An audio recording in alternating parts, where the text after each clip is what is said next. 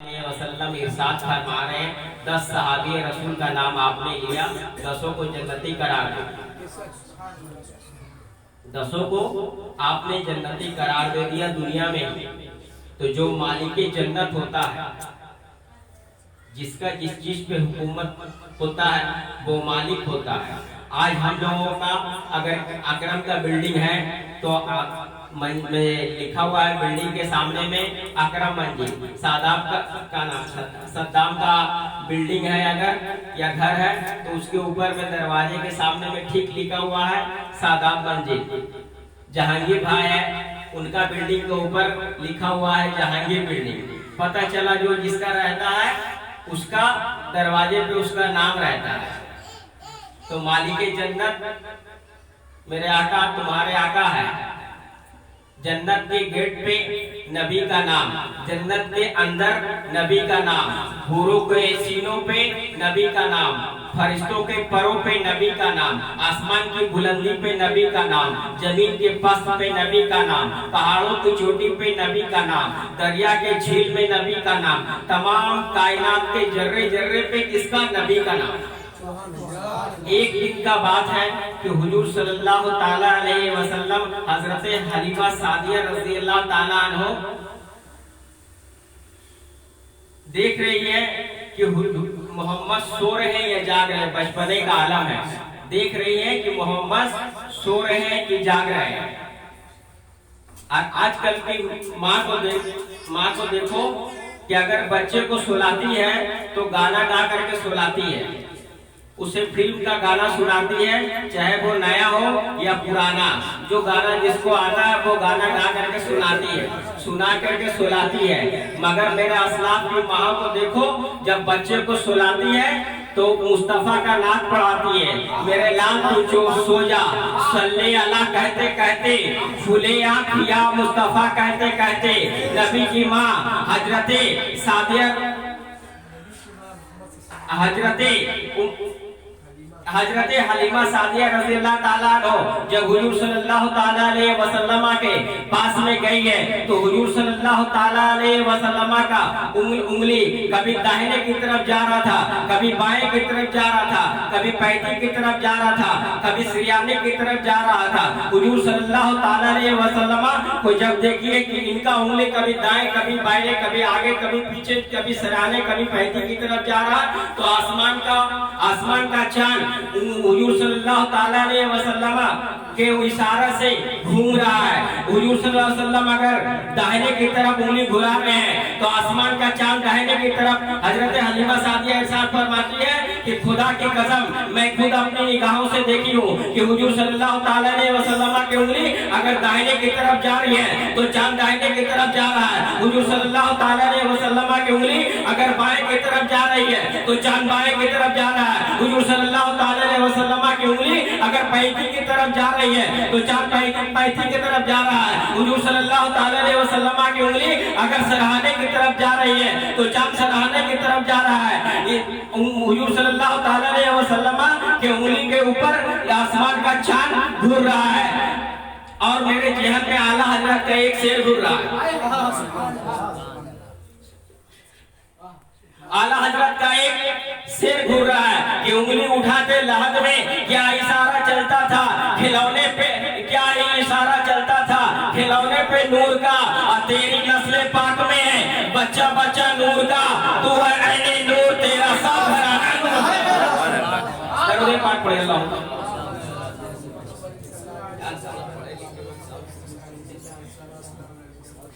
तू है ऐने नूर तेरा सब घराना नूर का। मालिक जन्नत कौन है? हमारे और तुम्हारे नबी है। इस बात को जेहन में रख के ही आज पूरा तकरीर का मौजू यही है हमारा। एक सहाबी रसूल हुजूर सल्लल्लाहु ताला अलैहि वसल्लम की बारगाह में आए। हजरत जाबिर बैठे हुए हैं और आने के बाद इरशाद फरमाते हैं, या रसूल अल्लाह मेरे माँ बाप आपके ऊपर कुर्बान है, हम बहुत कई दिन से खाना नहीं खाए, मेरी बीवी मेरे बच्चे मेरे माँ बाप सब भूखे, हम खुद भूखे हैं, लिहाजा आप कुछ खाने पीने का बंदोबस्त कर दीजिए। हुजूर सल्लल्लाहु ताला अलैहि वसल्लम कुछ जौ निकाल करके साहबे रसूल के हाथ में दे देते हैं। साहबे रसूल के हाथ में कुछ जौ निकाले आप और दे दिए। उसके बाद बोले जौ को पका के रोटी खुद खाना, बीवी को भी खिलाना, बच्चों को भी खिलाना, माँ बाप को भी खिलाना, अड़ोस पड़ोस को भी खिलाना, और इसमें से खैरात और ज़कात भी करना, और हमारे ऊपर दरूद पाक पढ़ के भेजते भी रहना। जब साहबे रसूल चले हैं उसके बाद रोटी बना खाया, घर का बीवी बाल बच्चा सब खाए, माँ बाप सब भूखा था, सब खाए, अड़ोस पड़ोस को सबको दिए। उसके बाद न जाने कितना टन, साहबे रसूल इरशाद फरमाते, न जाने कितना टन थोड़ी सी जौ के अंदर अल्लाह तबारक तआला इतनी बरकत दिए हुए थे कि न जाने कितना टन हमने ज़कात खैरात कर दिया, मगर जौ में कभी भी कमी नहीं आई। एक दिन ऐसा था कि हुजूर सल्लल्लाहु ताला अलैहि वसल्लम जो जौ दिए थे साहबे रसूल को, वो जौ को नाप लिए।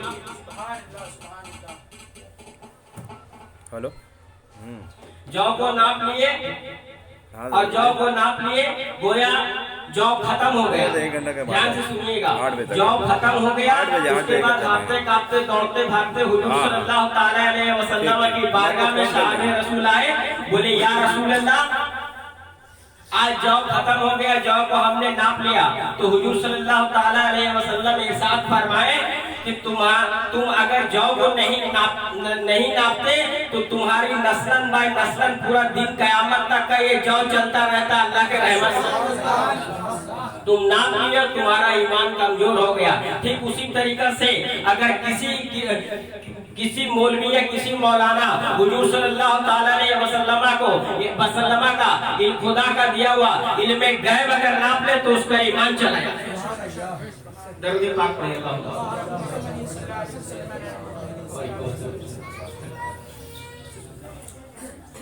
हुजूर सल्लल्लाहु ताला अलैहि वसल्लम बैठे हुए हैं। उसके बाद अल्लाह तबारक ताला का हुक्म हुआ, ऐ नबी, मैंने तुम्हारे 4 लाख गुनहगार उम्मत को माफ किया। कहिए, जिसके ऊपर जहन्नम फर्ज हो गया, वाजिब हो गया, मैं उनका गुनाह को माफ कर दिया। बोलिए जोर से।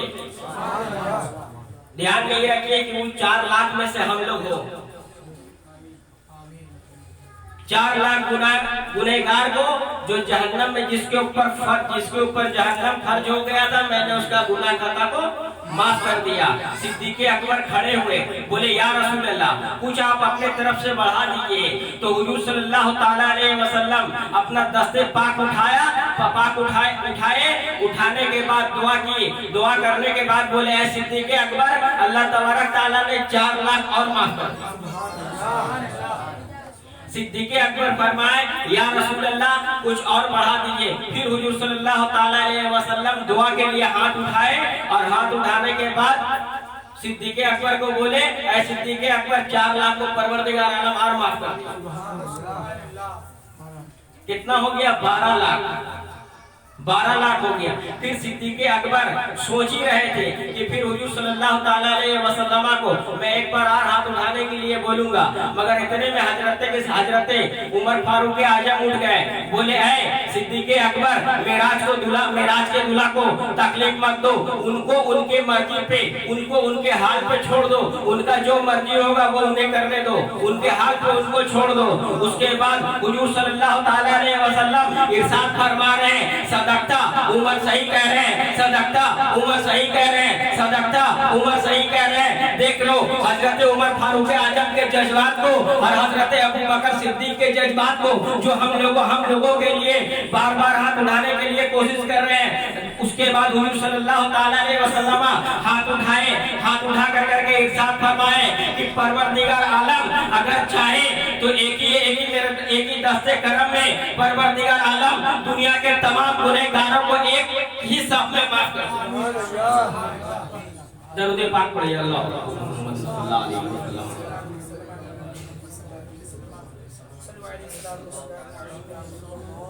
एक बुढ़िया हुजूर सल्लल्लाहु ताला अलैहि वसल्लम की बारगाह में आई, कहा, हुजूर कयामत होगी। हुजूर सल्लल्लाहु ताला अलैहि वसल्लम ने इरशाद फरमाया, कयामत होगी। कहा, पुल सिरात का रास्ता तय होगा? बोले हाँ, पुलसिरात का रास्ता तय होगा। कहा मीज़ाने अमल तौला जाएगा? कहा हाँ, मीज़ाने अमल तौला जाएगा। कहा जन्नत आबे कौसर पिलाई जाएगी? तो हुजूर सल्लल्लाहु अलैहि वसल्लम इरशाद फरमाया हाँ, आबे कौसर पिलाई जाएगी। कहा या रसूल अल्लाह, आप मेरे लिए दुआ कर दीजिए कि मैं जन्नती बन जाऊं। तो हुजूर सल्लल्लाहु ताला अलैहि वसल्लम बोले कोई भी बुढ़िया या कोई भी बूढ़ा जन्नत में नहीं जाएगा। कोई भी बुढ़िया या कोई भी बूढ़ा जन्नत में नहीं जाएगा। उनका चेहरे से पसीना उतरने लगा, उनका चेहरे का कलर चेंज हो गया, उनका चेहरे का कलर बदल गया। मगर मेराज के दूल्हा मुस्कुरा रहे हैं। जब मुस्कुरा रहे हैं तो बूढ़े सोची कि जब मेरे आका मुस्कुरा रहे हैं तो समझ लो काम बन गया। हुजूर सल्लल्लाहु ताला अलैहि वसल्लम इरशाद फरमाए कि परवरदिगार आलम ने औरत को और मर्द को जन्नत में भेजेगा जवानी के हालत में, जन्नत में भेजेगा जवानी के हालत में। इसीलिए आला हजरत इरशाद फरमाते हैं, एक मिनट दरूद पाक नहनु इबाद मोहम्मद सल्लल्लाहु अलैहि वसल्लम। एक मोहम्मद मुस्तफा रजा खान का मुरीद था, डॉक्टर। वो मुरीद के पास में एक वहाबी आता था और इल्मे गैब के ऊपर हमेशा इतराज करता था। इल्मे गैब के ऊपर हमेशा इतराज करता था। उसके बाद मुस्तफा रजा खान दिल्ली गए।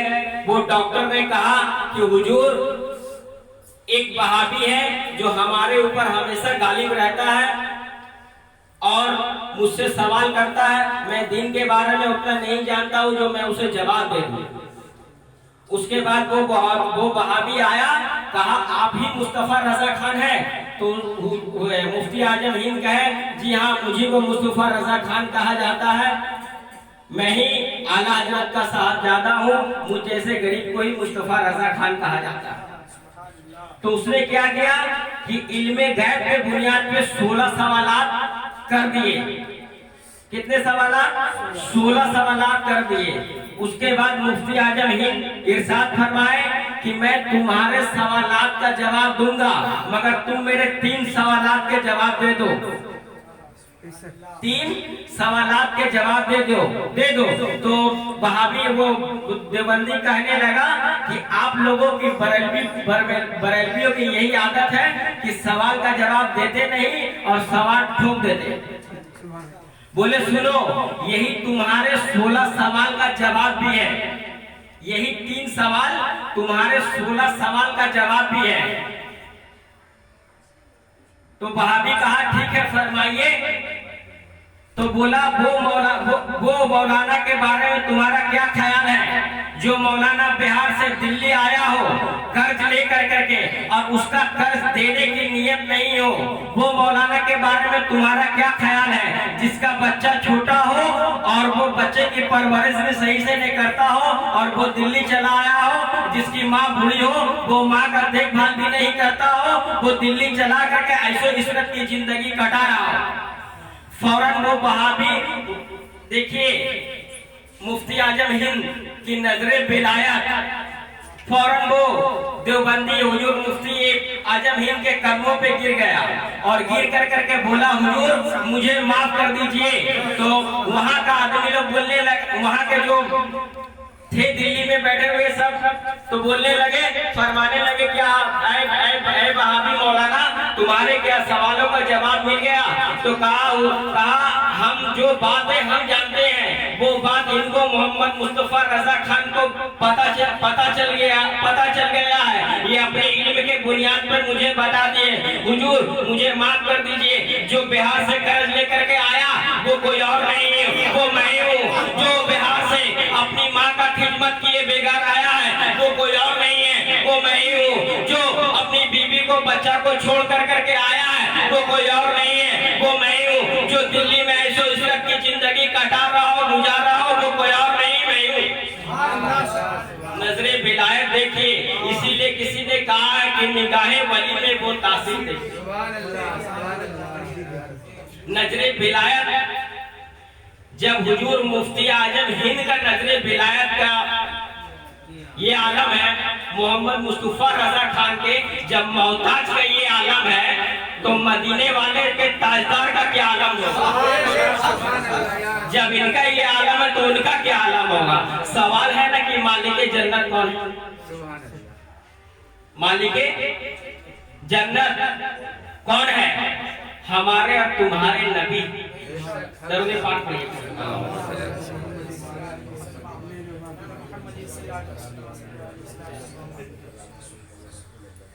हुजूर सल्लल्लाहु ताला अलैहि वसल्लम तमाम सहाबे रसूल के पास में बैठे हुए हैं। उसके बाद इरशाद फरमाते हैं कि कयामत चालू होगा, कयामत जारी होगा, कयामत स्टार्ट होगा तो सबका बहुत बुरा हाल होगा। जमीन तांबे की हो जाएगी और सूरज सर के सवा नेजे पे रहेगा और इंसान का बहुत बुरा हाल होगा। उसी आलम में कयामत चालू हो जाएगा। चालू होने के बाद सब लोग हजरत आदम अलैहिस्सलाम की बारगाह में जाएंगे। हजरत आदम अलैहिस्सलाम की बारगाह में जाएंगे। जाने के बाद उनसे कहेंगे कि परवरदिगार आलम ने आपको जन्नत में रखा और आप हमारे बाप है, आप आदम है, हम लोग उनकी औलाद है। आप परवरदिगार आलम से दुआ करिए कि हम लोगों को परवरदिगार आलम गुनाह खाता को माफ करके जन्नतुल फिरदौस अता करे। हजरत आदम अलैहिस्सलाम इरशाद फरमाएंगे कि मैं आज इस काम पे मामूर नहीं हूँ, मैं आज इस काम पे मामूर नहीं हूँ। तुम हजरत इब्राहिम खलीलुल्लाह के बारगाह में चले जाओ। हम लोगों का तमाम का हाल ये होगा कि हम लोग जलते झुलसते रोते गाते चिल्लाते रोते गाते एकदम जलते झुलसते हजरत इब्राहिम खलीलुल्लाह की बारगाह में हाजिर होंगे। जब हजरत इब्राहिम खलीलुल्लाह के पास में पहुंचेंगे हम लोग तो हजरत इब्राहिम खलीलुल्लाह को हम लोग दुआ करने के लिए बोलेंगे कि इब्राहिम खलीलुल्लाह, आप वो नबी थे जो परवरदिगार आलम आपको नमरूद आग में डाला और परवरदिगार आलम अपनी रहमत से आग को फूल बना दिया। आप वो नबी है। आप हम लोगों के लिए दुआ कर दीजिए कि हम लोगों का गुनाह खता को माफ करके परवरदिगार आलम हम लोगों को जन्नतुल फिरदौस अता करे। हजरत इब्राहिम अलैहिस्सलाम बोलेंगे कि आप लोग मूसा कलीमुल्लाह के पास चले जाइए। उसके बाद हम लोगों का हालत ये हो कि हम लोग रोते गाते चिल्ला। हजरत इब्राहिम अलैहिस्सलाम फरमाएंगे कि हम आज इस काम पे मामूर नहीं है, लिहाजा आप लोग मूसा कलीमुल्लाह के बारगाह में चले जाइए। वहां देखिए कोई रास्ता मूसा कलीमुल्लाह अपने रहमो करम से निकाल दे। उसके बाद हम लोगों का हाल ये होगा कि हम लोग रोते गाते चिल्लाते कांपते जलते झुलसते हम लोग मूसा अलैहिस्सलाम के बारगाह में जाएंगे। और जाने के बाद हम बोलेंगे, ऐ मूसा अलैहिस्सलाम, आप हम लोगों के लिए दुआ कर दीजिए कि परवरदिगार आलम हम लोगों का गुनाह खाता को माफ कर दे और माफ करके जन्नतुल फिरदौस अता कर दे।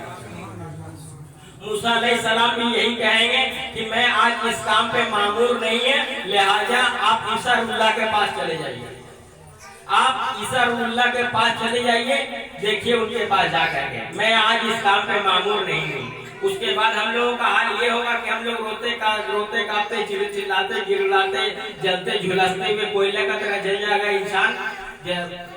हजरत ईसा रुल्लाह के पास में जाने के बाद हम लोग को यही कहेंगे कि है हजरत ईसा अलैहिस्सलाम, आपको परवरदिगार आलम ने इतना इल्म दिया था कि हर गैब का खबर आप बता देते थे। कौन क्या कर रहा है घर में वो बता देते थे। और लिहाजा किसी को कोड़ की बीमारी हो जाती थी, आप हाथ अपना दस्ते करम फेर देते थे, वो ठीक हो जाता था।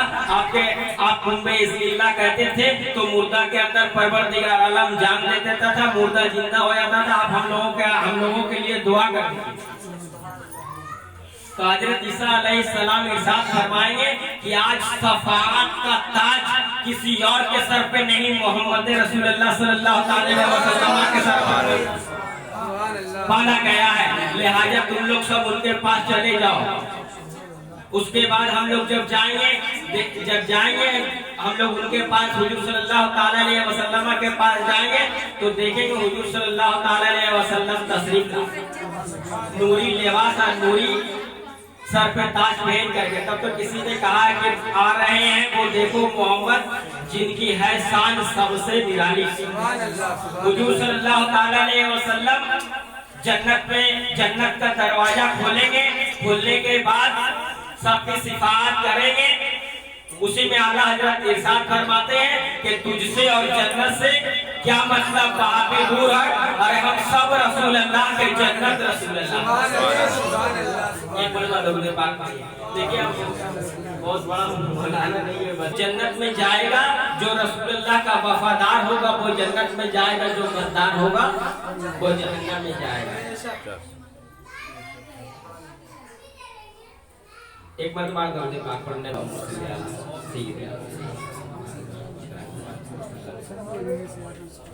सल्लल्लाहु अलैहि वसल्लम। हजरात, आजकल देखिए शेर बनने का सबको शौक है, शेर बनने का सबको शौक है। कोई शेरे स्टेज है, कोई शेरे बंगाल है। आजकल तो ऐसा बात है कि हर मोहल्ले हर गली कूचा में एक तो शेर है। देखिए सही है गलत है? हर मोहल्ला में एक न एक शेर पड़ा हुआ, और ऐसा बात है कि हर घर में एक न एक शेर है अल्लाह के रहमत से। अब हम लोग पहचानेंगे कैसे कि कौन सही या कौन गलत है? कोई ये तो नहीं कहता है कि भैंसे बिहार आ रहा है, कोई ये नहीं कहता है कि कोई ये नहीं कहता कि मगरमच्छ महाराज आ रहा है, कोई ये नहीं कहता है कि कश्मीर का भालू आ रहा है। क्या बात है कि आज भी सिद्दीक़ अकबर जिंदा है? क्या बात है कि आज भी उमर फारूक आजम जिंदा है? क्या बात है कि आज भी उस्मान गनी जिंदा है? क्या बात है कि मौलाए कायनात मुर्तज़ा अली आज भी जिंदा है?